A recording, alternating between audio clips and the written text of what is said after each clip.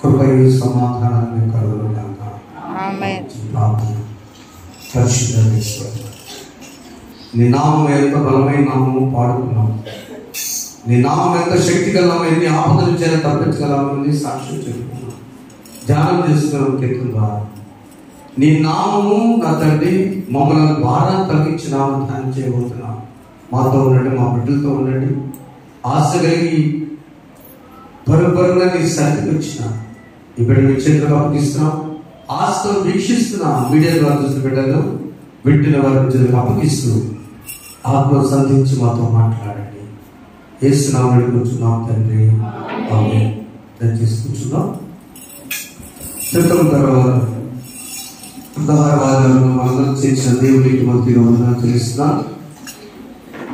ఆయన సన్నిధిలో ఉండి ఆరాధనలో పాల్గొని పాటల ద్వారా ధ్యానించాం, ఆరాధించాం, సాక్ష్యాలు విన్నాం. చేరిన మీ అందరికీ, వింటున్న వారిని చూస్తున్నవారికి ప్రభుత్వం ప్రైజ్లో చెప్పండి. అందరికీ వందనాలు. Praise God bless you.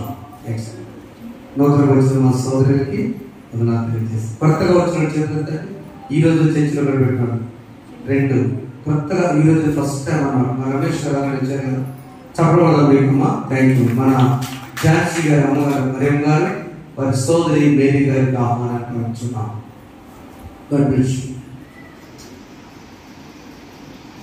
అనుకోని రీతిగా అమ్మగారు సగం సందేశం చెప్పేశారు. ఈరోజు సందేశం మన దేవుడు ఎవరైనా అడిగితే బాధలో నుంచి నెమ్మదిచ్చే దేవుడు, లేకపోతే మాకు విశ్రాంతినిచ్చే దేవుడు. ఏ దేవుడు మనకి విశ్రాంతి. చూద్దాం ఎన్ని రకాల విశ్రాంతులు ఉన్నాయంటే 3 రకాల విశ్రాంతి మనిషికి అవసరం. మొదటిది శారీరక విశ్రాంతి. మత్తయి సువార్త, పరిశుద్ధ మత్తయి రాసిన సువార్త 11వ అధ్యాయము 25వ వచనం చూద్దాం ఒకసారి. యేసు చెప్పినదేమనగా, తండ్రి ఒక సీక్రెట్ నువ్వు ఎవరు చెప్పావో, దేవుడు ఒక సీక్రెట్ ఎవరు చెప్పాడో బైబిల్లో ఉన్నది. ఆకాశమునకును భూమికిని ప్రభువా, యేసు ప్రభు తండ్రితో మాట్లాడుతున్నటువంటి సంభాషణ మనం చదువుకున్నాం. ఆకాశానికి భూమికి ప్రభువా, నీవు జ్ఞానులకును వివేకులకును ఈ సంగతులను వాళ్ళు చేసి పసిబాలులకు బయలుపరుచున్నావు. అందుకు నేను శ్రమిస్తున్నాను. 26 చదువురా. అవును తండ్రి, ఈలాగు చేయట నీ దృష్టికి చాలా చాలా. ఏంటంటే సీక్రెట్? యేసు ప్రభు లోకానికి వచ్చి తన కుమారుడు పైన ఈ భారమంతా బరువంతా వేసుకోవడానికి నేను రెడీగా ఉన్నానన్న సంఖ్యలో తెలియదు ఎవరికి? జ్ఞానులకును వివేకులు. జ్ఞానులు అంటే యాజకులు, జ్ఞానులు అంటే యాజకులు, వివేకులు అంటే శాస్త్రులు, పండితులు. వీళ్ళిద్దరూ తెలియని రహస్యం ఏంటంటే ఎవరైతే భారంతో లోకంలో బాధపడుతూ ఉన్నారో బరువు దేవుడి మనం వినబస్తా ఎత్తుకొని ఇస్తాం. కడుపులో వేదన, అంతరంగంలో భారం ఎవరు తొలగించలేదు. ఆ భారం ద బర్డెన్ ఆఫ్ ఎమోషన్ అంటారు. ఆ మానసిక భారం, ఆ వేదన తొలగించడానికి ఇప్పుడు అంటున్నాడు ఆయన, జీసస్ ఇస్ ఇన్వైటింగ్ ఎవ్రీబడీ.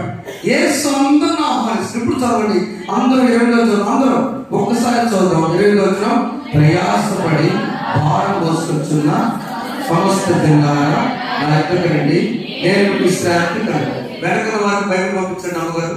అమ్మగారు బైబిల్ మోసుకున్నారు, అర్జెంట్ బైబిల్ తీసుకెళ్ళాము చేసాము.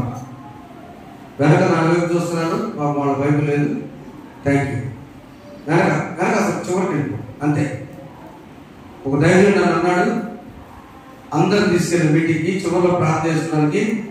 అయ్యా వినండి, వెనకున్న వాళ్ళు నాకేం చూడండి, ఒక మీటింగ్కి వెళ్ళే కదా మనం, వెళ్ళగానే చివరిలో అందరికీ ప్రార్థన చేయించా, మీరు వెలువెరుగా అన్నాడు. ఎట్లా తెలుసా అన్న, మీరు బైబిల్ తెచ్చుకోరుగా, వేరే ఊళ్ళో బైబిల్ తెచ్చుకుంటారు, మీ ఊళ్ళోనే ఎంత గొప్ప పేరు వందనా. అప్పటి నుంచి మేము బైబిల్ తీసుకెళ్తున్నాం. జ్ఞానులకును వివేకులకును ఈ మర్మాన్ని చెప్పలేదు. ఏ మర్మం అంటే జ్ఞానులు, యాజకులు, వివేకులు అంటే శాస్త్ర పండితులు ప్రయాసపడి, చదవండి, ప్రయాసపడి భారం మోసుకొచ్చున్న సమస్త జనులారా నా దగ్గరికి రండి, నేను మీకు విశ్రాంతి ఇస్తా.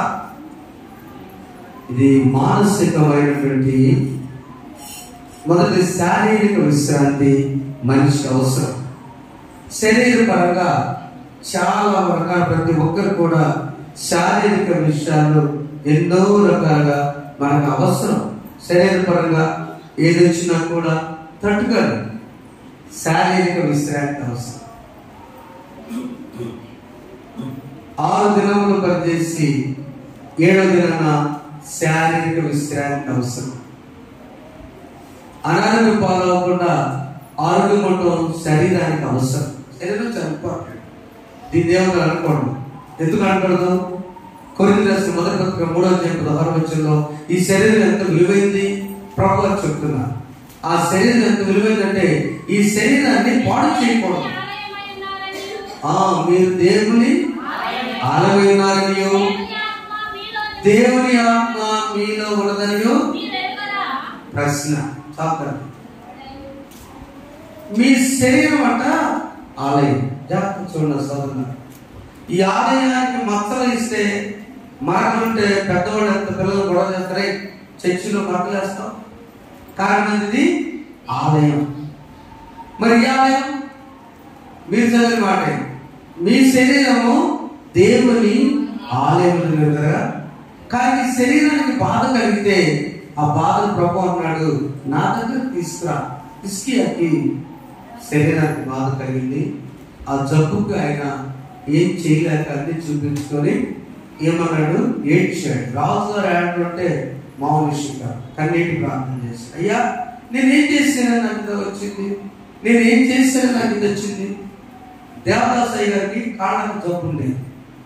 ఆయన మొరపెట్టాడు, నువ్వు బ్రతికాలం కంటే నువ్వు చనిపోయిన తర్వాత బైబిల్ మిషన్ దీవించబడ్డని కాకాని తోటలో దేవుడు దీవించేసి. ఏసనకి కిడ్నీ జబ్బు, కిడ్నీ వ్యాధితో షుగర్తో ఆయన చనిపోయారు. మా తండ్రి గారు కూడా కిడ్నీ వ్యాధి షుగర్తో చనిపోయారు. దినగల గారికి మోకాళ్ళు నొప్పి, ఆయన కూడా కిడ్నీతో చనిపోయారు. దైవ సేవకులందరూ కూడా దేవుడికి ముందు పెట్టాడు. పౌల్ గారు కూడా జబ్బు ఉంది కదా, బైబిల్ కళ్ళు కృష్ణుడు గారు ఆయన కూడా పౌల్ గారు బైబిల్. ఎందుకంటే తెలుస్తుంది, ఆయన మహిమ కోసం శరీరము కుళ్ళి కృషించిన మేము మాత్రం శరీరాన్ని బట్టి మేము బాధపడ్డా నీ దగ్గరకు వచ్చినప్పుడు నీ చిత్తమైతే చేస్తావు, లేకపోతే లేదు. నీ చిత్తమే. అమ్మాయి దాకా సాక్ష్యం చెప్పారు, నీ చిత్తం. కానీ ఆ శరీరంలో మరొక కోణం ఏంటంటే నీ కుటుంబ భారం. శారీరకంగా తప్పదు, పనిచేసుకోకున్నట్లా పనిచేసుకో తప్పదు. నీ కుటుంబ భారం ఏం చేయాలి? నీ అందుకని మత్తయి సువార్త 23వ అధ్యాయము 4వ వచనం మనం చూసినప్పుడు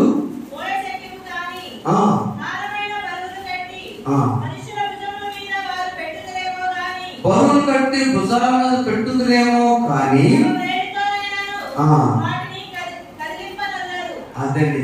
థ్యాంక్ యూ. బరువు తీసుకొచ్చాడు పెడితే ఒక వేలు నెట్టగలరా? రాయిని బరువుని నెట్టలేవే. కానీ ప్రభు ఒక ఆహ్వానం ఇచ్చిందంటే నీ బరువైనా, నీ భారమైనా, నీ శారీరక సమస్య, నీ కుటుంబ సమస్య మొదటి నెట్టలు తీసుకోవాలంటే ప్రయాసపడి భారం వహించిన సమస్య ద్వారా నా ఎందుకు రండి, నేను మీకు విశ్రాంతి. ఎట్లా నేర్చుకో? ఏం నేర్చుకోవాలి? కింద నేను సాత్వికుడను, దేనికోసము కనుక నీ మీద నా కాళ్ళకి నా యొక్క నేర్చుకోండి, అప్పుడు మీ ప్రాణులకు.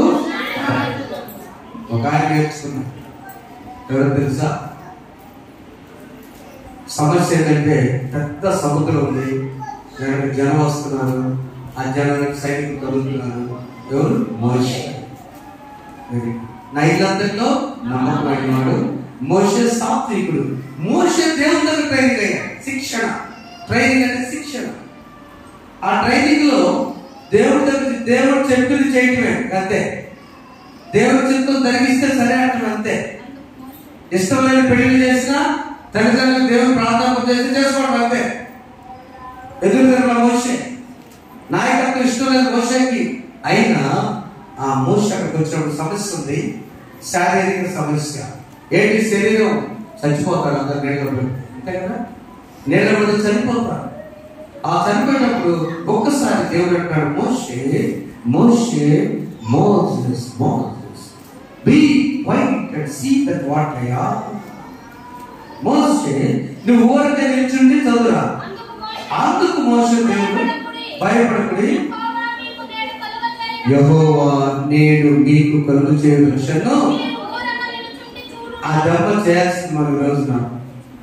ఎవరైతే ఏదో వాక్యం చదువుకోవడం కాదు, ప్రపంచంలో అన్ని శాఖల వారు ప్రతి చర్చి మీద రాసుకునేటువంటిది ఏంటంటే ఈ వాక్యమే. ప్రయాసపడి భారం వహించున్న సమస్త జిల్లారా ఆయనతో రండి, నేను మీకు విశ్రాంతి. మనకేంటంటే మన అంశము విశ్రాంతినిచ్చే దేవుడు. ఎన్ని రకాలు? 3 రకాల విశ్రాంతి. నెంబర్ 1 శారీరక విశ్రాంతి. దాని చదువు ఉంది, నీ కుటుంబం ఉంది, నీ బిడ్డలు ఉన్నారు, వివాహాలు ఉన్నాయి, అన్ని ఉన్నాయి శారీరక విశ్రాంతిలో. నీ జీవన విధానం ఉంది. నువ్వు మొదట ఆయన దగ్గర చేయాలి. ఆయన చూసుకుంటాడు. నేను ఒక సాక్ష్యం. గాంధీ చౌక్లో హరి వాజ్పేయి ఉంటుంది. ఆ సహోదరి టౌన్ చర్చికి వెళ్తారు. టౌన్ చర్చిలో విశ్వాసులు ఎవరు చూడంత హైందవులు. వెళ్ళగానే నా వాచ్ ఇచ్చి 5-6 నెలలు అయింది. ఆయన ఒక బ్యాటరీ కానీ నేను కోయంబత్తూరులో దినకర్ గారి దగ్గర మన వాచ్ ఆగిపోతే మన ఇంట్లో అలా ఆకూడదు, దేవుడి సన్నిధిలో తెచ్చారని బ్యాటరీ వెళ్తే కొత్తగా అదంతా కూడా చిన్న సాక్ష్యం చెప్తాను. ఆ శారీ చెప్పాలి అంకులు రామ ఒకసారి వెలుగుగా చెప్పాను. రాలేదని మీకు చెప్పండి. ఏంటో తెలుసా? ఆ మూల షాప్ గాంధీ చౌక్ లో చాలా సెంటర్ ఉంది. 56 లక్షలు ఒక ఆమెకి అడ్వాన్స్ ఇచ్చింది. ఆ షాప్ నీకు అమ్ముతారంటే ఇచ్చింది. సంవత్సరం 8 నెలలు అయింది. ఇప్పుడు ఆమె పేపర్ లేదు, అగ్రిమెంట్ లేదు, ట్యాక్స్ పడి రాయలేదు. 80 సంవత్సరాలు ఆమె మోసం చేస్తుంది. వేరే వాళ్ళు పంపిస్తారు షాప్ చూసుకోండి. నేను అమ్ముతున్నాను షాప్ 1.5 లక్షలకి మాది. అక్కడ ఒక అమ్మాయి అంటే ఈ బాబు కూర్చొని ఎవరో మీరంటే పలానా షాప్ చూసామండి, మీ షాప్ చూస్తున్నాం, ఈ అమ్మాయి ఎవరంటే చెప్పండి మీరైతే 50 లక్షలు నేను ఇస్తే ఎవరు అమ్మని అంటావా లేదా? బాబు ఏమన్నా చూసుకున్నాను, అమ్మడానికి చూసుకున్నాను. ఏంటి ఆశ్చర్యపోయాడే అని చూసుకున్నాను. అర్థం ఇది ప్రార్థన చేసి ప్రభా ఉపవాసం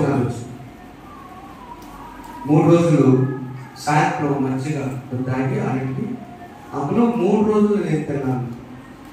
ఆమెకి ఈ డబ్బులు తీసుకున్న దగ్గర నుంచి మాంసాన్ని డబ్బులు తీసుకుని లేకపోతే పుండ్లు కాళ్ళకి మరలా వచ్చి మళ్ళా బ్యాగ్ మళ్ళా శ్రమకాలం వచ్చింది.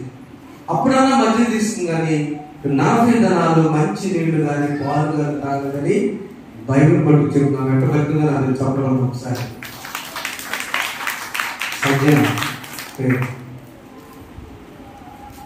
ప్రార్థన చేసినప్పుడు షాప్ పోతే ప్రభా ఇంట్లో వాళ్ళందరూ నన్ను అంటున్నారు నీ నామానికి అన్ని చేతులు భర్త బిడ్డలు భర్త ఏమంటుందని అందరూ అన్నారు. దాని ఖరీదు 95 లక్షలు పెరిగిన తర్వాత ఈ షాప్ నుంచి రాస్తే 40 దినాల తర్వాత ఆమె వచ్చి ఒక రోజు అమ్మా నా కోసం డబ్బులు తీసుకున్నాను. ప్రార్థన అంటే తెలియదు ఎవరు ప్రార్థన నా కాళ్ళ చదువు నుంచి నేను లేచినట్టు ప్రార్థన చేసి మన బతుకాలు 2 సంవత్సరాలు 4 అయిపోయింది. యువపాత్రలు అయిపోయింది.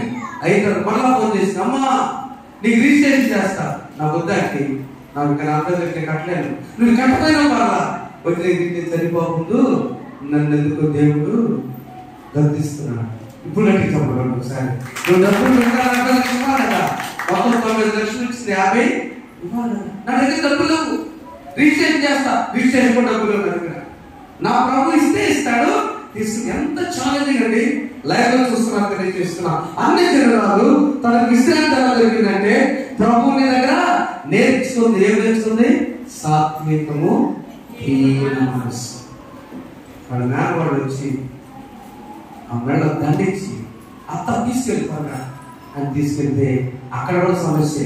రిజిస్టర్ ఆఫీస్ దగ్గర లావు ఎత్తుకుంటారా ఆ నల్లకపోతుంటే ప్రక్కన ఉందంట. ఎవరు ఆ కాళ్ళ వాసన చూసి కట్టుకోవట్ల ఆటోలు అక్కడే పెట్టాడు.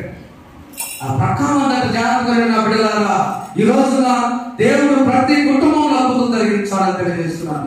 దగ్గరకు వచ్చి ఆమె ఆటో కాళ్ళు పెట్టి నువ్వు భయపడతా పక్కన ఏసీ ఉన్నాడుగా ఏసీ టైమే అబ్బాయి ఏసీ పెట్టుకోవాలి ఏసీ అన్నాడు అమ్మాయి పిలిచేది తర్వాత పాప వచ్చింది సన్నం ఉంటుంది మన చేతి ఇంకా సన్నం వచ్చి పిలిచి ఆ స్టూడెంట్ రిజిస్టర్ దగ్గర ఇలా తిప్పాను సంతకం పెట్టి దేవుడికి ఇప్పుడు పెట్టి చదవగా దేవుడు ప్రతిక్షణం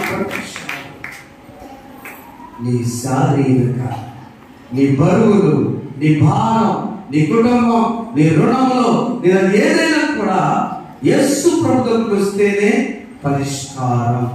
ఆమె చెప్తుంది కొంతమంది చెప్పారు ఎందుకంటే యేసు ప్రభువుకు రాకుండా ఇంటి దగ్గర నువ్వు స్నానం చేయకుండా శరీరం ఉపయోగం లేదు. ఆమె చేస్తే నిరంతరం బైబిల్ అమ్మగారు చూసారు కదా.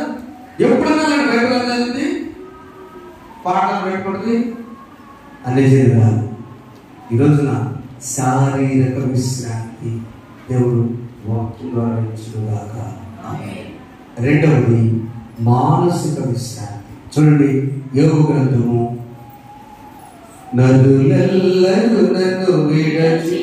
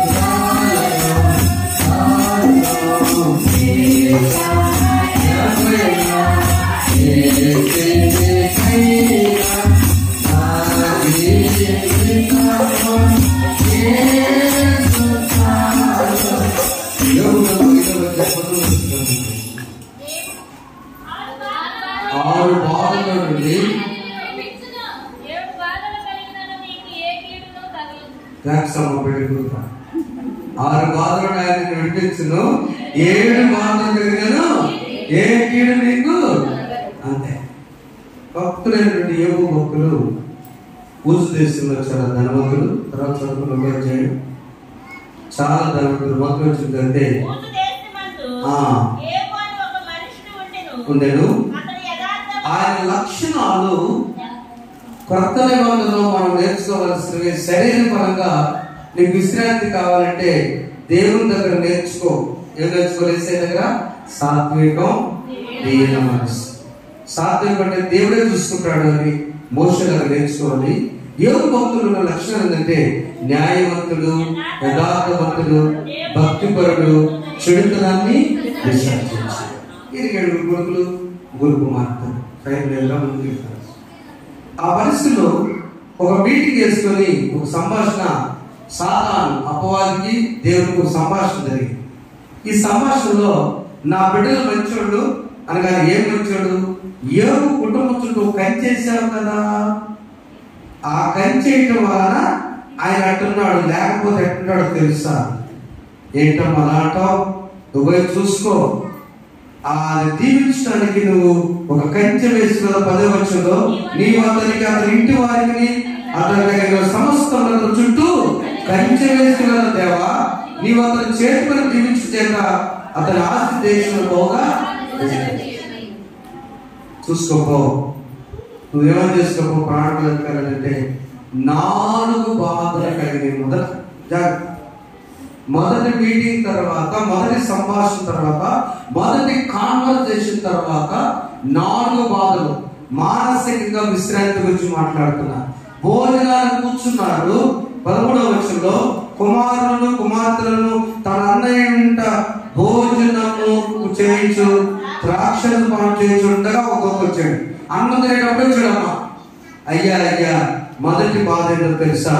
గాడిదల్ని మొత్తాన్ని కట్టుకుని పతం చేశారు. నేను ఒక్కడే మిగిలిన పరిగెత్తుకుంటూ వచ్చా. మొదటి బాధ. రెండవ బాధ, అగ్ని వచ్చి గొర్రెలను తగలబెట్టి 16వ వచనంలో రెండవ బాధ. మరొక 3వ వచ్చాడు, ఒంటెల మీద పడ్డాడు, కట్టుకుని చేసి చంపాడు. 3వ బాధ. 4వ బాధ, అయ్యో చివరికి కుమారులు కుమార్తెలు చనిపోయాడు. ఈ 4 భక్తుల యోగుని మానసికంగా బాధపెట్టిన తర్వాత, ఇది దేవునికి అపవాదికి మధ్య పరీక్ష, వైరం, పందెం అన్న సంగతి తెలియక ఒక మాట అంటున్నాడు ఆయన. 22 చదవండి అందరూ కలిసి. ఈ సంగతిలో ఏ విషయం అందులో దేవుడు ఏ పాపము చేయలేదు, దేవుడు అన్యాయం చేస్తాడు. వీటన్నిటిలో ఒక్కటి చేసినా మనం ఏమంటాం? చింతలు పది, దేవుడు నాకు అన్యాయం చేశాడయ్యా, దేవుడు నాకు అన్యాయం చేశాడయ్యా. దేవుడు అన్యాయం చేయడం అంటమే పాపం. దేవుడు అన్యాయం చేయడం అంటే పాపం చేయడం. అది పరీక్ష.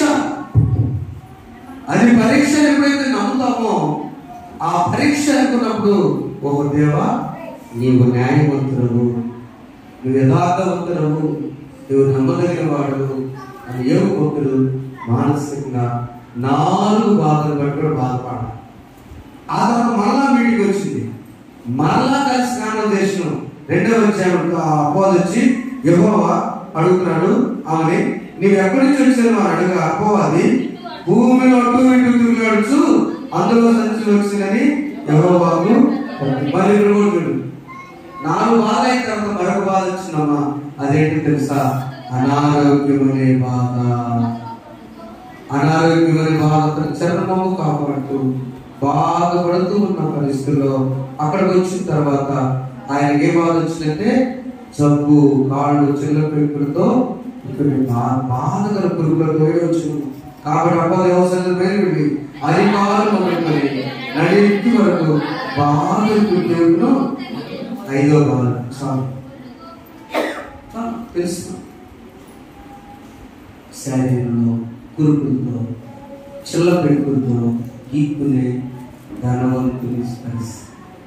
6వ బాధ, అది డేంజరస్ బాధ. ఏంటి చెప్పండి?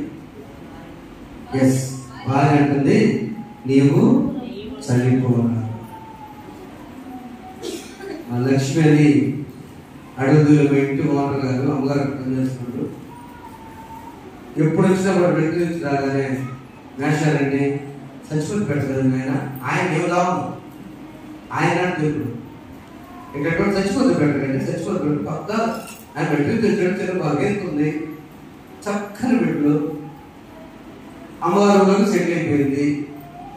ఏది జనమంటూ పోయి ఏమంటుంది లక్ష్మి అమ్మగారు తీసుకెళ్ళండి, ఏంటండి బాధ, చచ్చిపోతే పెట్టండి బాధ అయితే ఇచ్చేవాడు. ఆయన అదే పని చేసి కరువులో సరిపోయిన తర్వాత మేము ఏంటంటే నేను చచ్చిపోవాలి ఆయన అమ్మగారిని, ఇదే నువ్వే కంటే చంపించేసేవాడు పోతారు నిజంగా చచ్చిపోయారు. హ్యాపీగా చచ్చిపోయాడు, అమ్మ ముందు వేస్తున్నాడు నువ్వు చచ్చిపోయాడు. భార్య మార్చుకో, మొదట నేర్చుకో, రెండు మార్చుకో. ఈ వాక్యం ద్వారా ఎవరైనా భార్యను శపించే భర్త, భర్తను శపించే భార్య, బిడ్డలు శపించే తల్లిదండ్రులారా, తల్లిదండ్రులు శపించే బిడ్డలారా. ఇప్పుడు నా సీజన్ ఏంటో తెలుసా?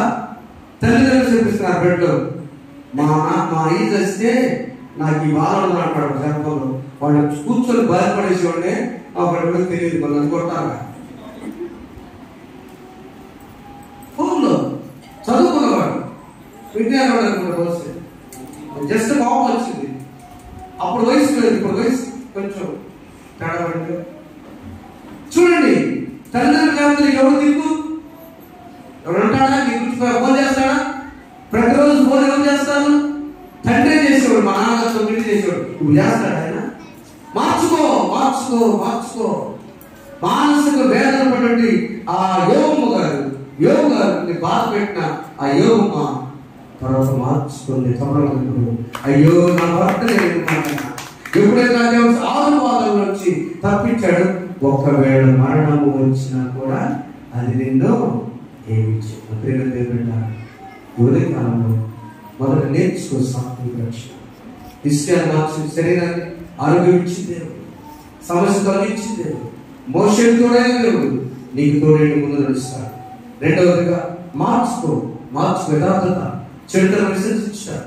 కలిగినప్పుడు దేవుడు 13వ వచనం 5వ వచనం చివరి వచనంలో మాట్లాడుతుంది ఏంటంటే 26 వాడి కాలం దాన్ని పిలిచినట్టు పూర్ణ వయసు గల వాడవై నీవు సమాజంలో నేను ఈ సంగతి పరిశోధన చూసి అది అలాగే ఉన్నది. యోగు అన్న మాటకు అర్థము దేవుడు గద్దిస్తాడు. యోగు పరీక్ష గద్దించినప్పుడు ఆ మాటలో దేవుడు తట్టు తిరుగువాడు యోగు అర్థం. ఆయన ఫ్రెండ్ ఈ మాటలన్నీ చెప్పింది యెహోవా బలమని. 3 ఫ్రెండ్స్ లో ఎలీఫజు చెప్పాడు, నీకేం కాదయ్యా, నీకేం కాదు. ఫ్రెండ్ చెప్పాడు, యోధకాలం యేసు ప్రభు స్నేహితుడు చెప్తున్నాడు, నీకేం కాదు, 7 బాధలు నీకేం కాదు, ప్రయాసపడి భారం మోస్తున్న సమస్యలారా నా ఎదురు రండి, నా దగ్గరకు వచ్చి నీ శారీరక విశ్రాంతి, నీ మానసిక విశ్రాంతి, చివరిగా ఆత్మీయ విశ్రాంతి. పరలోక పట్టణంలో నివంతరు మంచి వ్యక్తిగా ఉండి ఆయన మనల్ని ఆత్మీయ విశ్రాంతిలో చేర్చుకునుగాక. ఆమేన్. ఆయన కొత్త నిబంధనకు సరిహద్దు యేసునకు ఏ వేలు కంటే మరి శ్రేష్ఠంగా వరకు ప్రోక్షతత్వంలో మీరు వచ్చి ఉన్నారు. ఆ వాక్యం చదువుకున్నప్పుడు ఎక్కడ పరలోక పట్టణం వచ్చి దర్శనంతో ఉంది. ఆ సీయోను కొండ, అది కొత్త నిబంధన కొండ, జ్యేష్ఠుల సంఘంలో ఉన్న కొండ, అక్కడ మనం ఉండడానికి ఆత్మీయ విశ్రాంతి అక్కడ దొరుకుతుంది. ఉదయకాల మాట చెప్పాలని బాధపడాల్సిన అమ్మగారు చెప్పారు బిడ్డ గురించి. ఎవరి కోసం వెయిట్ చేయాలని అర్ధరాత్రి హాస్టల్లో నుంచి తీసుకెళ్ళి ఇంట్లో పెట్టి ఆయన కొట్టినట్టు ట్రైన్ అంట సూజన్ ఆయన వెయిట్ చేయాలని చేస్తే ఆ వర్షంలో ఆ బండి తూకి బండి పోయింది. కానీ నిజంగా ఆ బిడ్డకి అంటే చాలా పేద బిడ్డ, చాలా భక్తి హృదయ బిడ్డ. హృదయం పెట్టా ఉన్న బాగున్నాను అంకుల్ ఇక్కడ ఎట్టున్నాడు తీసుకెళ్ళాడు. అలా కోరుకోకముందే నాకు మరొక స్నేహితుడు వేదన. మన ఊళ్ళో ఎర్రగా ఎత్తుగా ఉండి డాక్టర్ ఏపీఎం గారు సుబ్బారావు గారు ఉన్నారు కదా, ఆ రోజు ప్రసంగం చేశాడమ్మా. మే నెలలో వచ్చారు సుబ్బారావు గారు. ఆ సుబ్బారావు గారు వచ్చి వాక్యం చెప్పాడు, ఎందుకు ఎత్తుండి ఆయన చక్కగా ఆయన భార్య మార్చుకున్నాడు. తర్వాత చెప్తున్నారు ఆయన నా భార్య చేస్తారు నేను కారణం కాదు. ఆమె నన్ను మార్చుకుంది ఒక్కడే కొడుకు. ఆ మార్చుకున్న తర్వాత ఇప్పుడు సేవలో ఉండి ప్రతిరోజు మన సోదరు కూడా ఫోన్ చేస్తాడు, మనం వస్తాను అంటున్నాడు. కాలు కొనుక్కున్నాడు. నేను అన్నా మీరు దేవుడు కాలుస్తాడు సార్ అన్న. ఎంత సంతోషంగా ఒక సెకండ్ హ్యాండ్ కార్ తీసుకేస్తే ఇప్పుడు మొన్న రాత్రి అత్తగారికి వెళ్తుంటే ఆ దమ్ము ట్రాక్టర్ బురద అక్కడ రోడ్డు మీద ఉంది. కారు వాళ్ళ ప్రాజెక్ట్ బెడ్ మీద వెళ్తున్నాడు. బెడ్ మీద స్కిడ్ అయింది. 7 గంటలకి ఆ సహోదరి నేను వదిలిండి అక్కడ హాస్పిటల్లో ఆమెతో మార్చి చూడదని సార్ నేను వాటేసుకొని ఏడుస్తున్నాడు. ఆయన ఏమంటాడంటే నా భార్య నాకు సగం ధైర్యం ఉంది, నా భార్య నాకు సగం ధైర్యం. ఎవరి భార్య అంటున్నాను, నా భార్య నాకు సగం ధైర్యం అండి. ఇప్పుడు ఆమె లేదని నేను ఒకటే మార్చాను. ఆమె మిమ్మల్ని రక్షించుకుంది, మీకు వాహనం దేవుడు ఇచ్చాడు, పరలోకం గురించి సాక్షి చెప్పడానికి దేవుడిని వాడుతున్నాడు ధైర్యంగా. థ్యాంక్ యూ సార్ అని చెప్పాడు. అవకాశం ఉన్న భార్య మాకు దేవుని దగ్గర రండి. ముందేమో ఆయన తెచ్చిట్టాడు, ఇప్పుడు కలిసేద్దామంటే ఆమె లేదు. ఆలోచన అర్థమైందా? అర్థం మీకు? ఆమె మొదట చర్చికి వచ్చి నేను వచ్చేవాడు కదా, ఆఫీస్ అని ఫ్రెండ్స్ అని నాకు ఉండేవాడు. ఇప్పుడు దేవుని తెలుసుకున్న తర్వాత కొద్ది సంవత్సరాలు దేవుని దగ్గర కలిసేవారు. ఇప్పుడు ఆమె మోక్ష రాజ్యంలో ఆత్మీయ విశ్రాంతి ఉంది. ఆయన ఒంటరిగా ఉన్నాడు.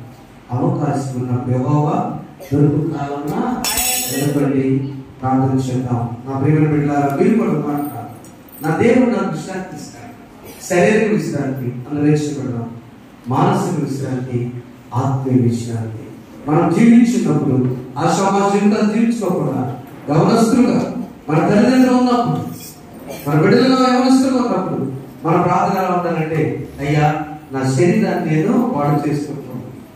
అధికంగా భోజనం చేసినా శరీరం దెబ్బతింటుంది, అధికంగా చేసినా దెబ్బతింటుంది. కాబట్టి మనమందరం కూడా ఆత్మీయ విశ్రాంతి కోసం మాట్లాడుతూ నీ దేహము దేవుని ఆలయం. ఒకసారి కళ్ళు మూసుకుని ప్రార్థన నడిపించదు. పరిశుద్ధాత్ముడు మనకు సహాయం చేయను గాక. ఆమేన్. అందరిగా చిన్న పల్లె పాడుతున్నాం. అపరాధిని యేసయ్యా కృప చూపి ప్రభువయ్యా. అపరాధిని యేసయ్యా కృప చూపి ప్రభువయ్యా.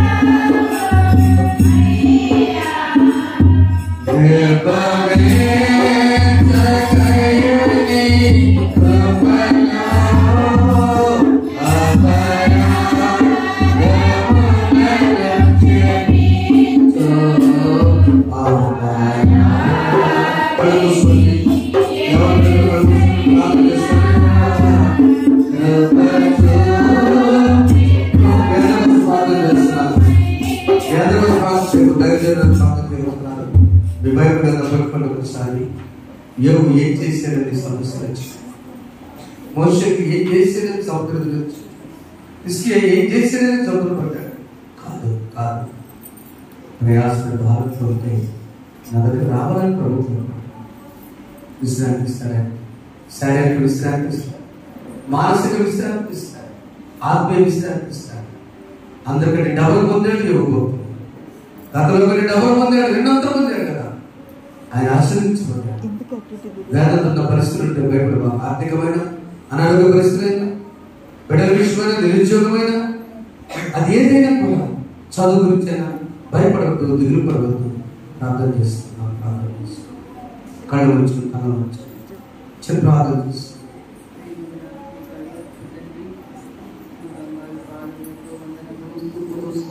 అందరూ ప్రార్థన చేస్తాం. విశ్రాంతి కావాలంటే నడిపించి అనేకమైనటువంటి గొప్ప మర్మములను, ఆధ్యాత్మిక సీక్రెట్లను మీరు మాకు అనుగ్రహించినందుకే మీకు స్తోత్రములు స్తోత్రములు ప్రభువా. నిజమే తండ్రి, అనేకమైన ప్రయాసాలతో భారం మోసుకుంటూ విశ్రాంతి లేని పరిస్థితిలో ఉన్న మాకు ప్రయాసపడి భారం మోసుకొచ్చిన సమస్త జిల్లాలు నా ఎందుకు రండి, నేను మీకు విశ్రాంతి ఇస్తాను. ఈ దినాన వాగ్దానం ఇచ్చి ప్రభువా, శారీరకంగా, మానసికంగా, ఆధ్యాత్మికంగా ఏ విధంగా మేము విశ్రాంతి పొందుకోవాలో మీరు మాకు తెలియజేసినందుకే మీకు స్తోత్రములు స్తోత్రములు. నిజమే తండ్రి, యోగు గారి ప్రభువా 6 బాధలు కలిగిన 7 బాధలు కలిగిన నీకు అపాయం సంభవించదు అని ప్రభా మా ముందు భక్తుడని యోగుగా నిలబెట్టినందుకే నీకు స్తోత్రం ప్రభా. నోటి మాటతో ప్రభా ఎలాంటి అవమానపు మాటలు మా ద్వారా రాకుండా ప్రభా ఎన్ని బాధలు ఉన్నప్పటికీ మీ యొద్ద నమ్మిక ఇచ్చి మీ యొద్ద నేర్చుకొని ప్రభా మీ యొద్ద సాత్వికాన్ని దీన మనస్సును నేర్చుకొని ప్రభా దేవా తండ్రి మేమందరం ప్రభా మా కుటుంబాలు మా బిడ్డలు మారు మనస్సు పొంది దేవాలయంలోకి వచ్చినట్లు మీ కృపలో మమ్మల్ని భద్రపరచండి, ధైర్యపరచండి. మమ్మల్ని మీ హస్తాల్లో పెడుతూ మా కుటుంబాలను బిడ్డలతో మా కుటుంబాలతో మా భార్యలు మా భర్తలు మా బిడ్డలు అందరూ కలిసి ప్రభా దేవాలయానికి వచ్చి మీరు ఇచ్చే విశ్రాంతిని పొందుకొని మీ అందరి ఆనందాన్ని అనుభవించే భాగ్యం దయచేయమని నజరేయుడైన యేసుక్రీస్తు నామములో అడిగి వేడుకొని ప్రార్థిస్తున్నాము తండ్రి. ఆమేన్. సమస్త జ్ఞానం దేవుని సమాధానం ప్రభు యేసుక్రీస్తు ద్వారా మీ హృదయంలో మీ కలలకు కావలిను గాక. ఆమేన్. దేవా